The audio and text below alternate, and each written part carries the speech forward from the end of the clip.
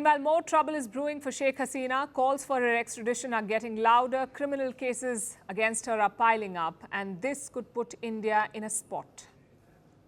The latest demand has come from Bangladesh's War Crimes Tribunal. I'm talking about the International Crimes Tribunal set up by Sheikh Hasina herself in 2010. It was meant to investigate the atrocities during the 1971 war. Now, 14 years later, the same tribunal is investigating Sheikh Hasina.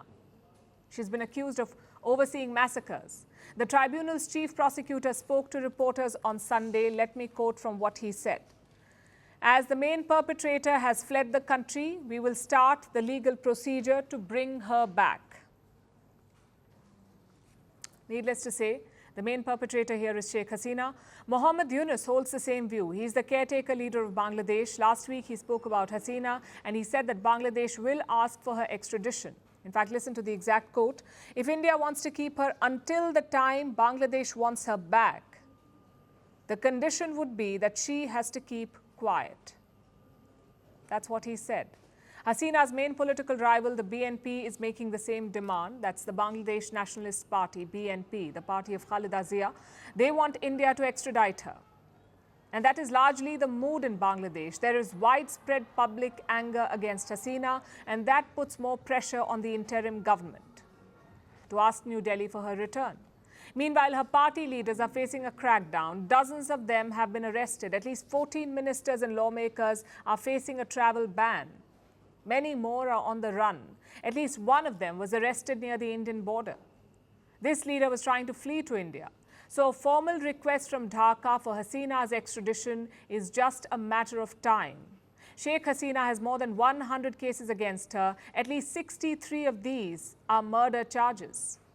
The others involve serious crimes like widespread human rights abuses, mass detentions, and extrajudicial killing of political opponents.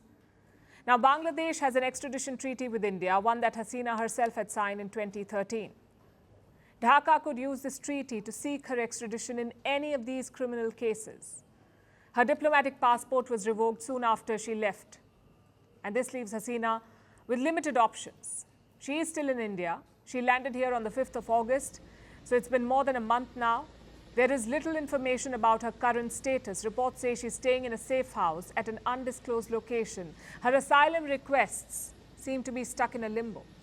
Soon after she fled Bangladesh, Hasina is believed to have reached out to multiple countries, like the US, the UK, the UAE, but no luck so far. Reports say negotiations are still on, and Hasina would only make a formal application if there is a guarantee that it will be approved.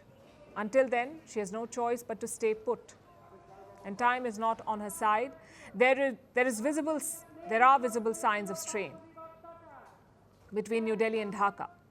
The latest move is this one, an export ban slapped by Bangladesh, targeting a specific kind of fish, the Padma Hilsa.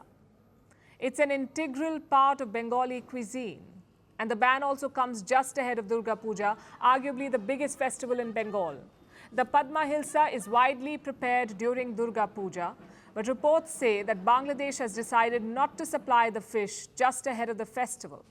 And what's the reason? Dhaka says there is a supply shortage.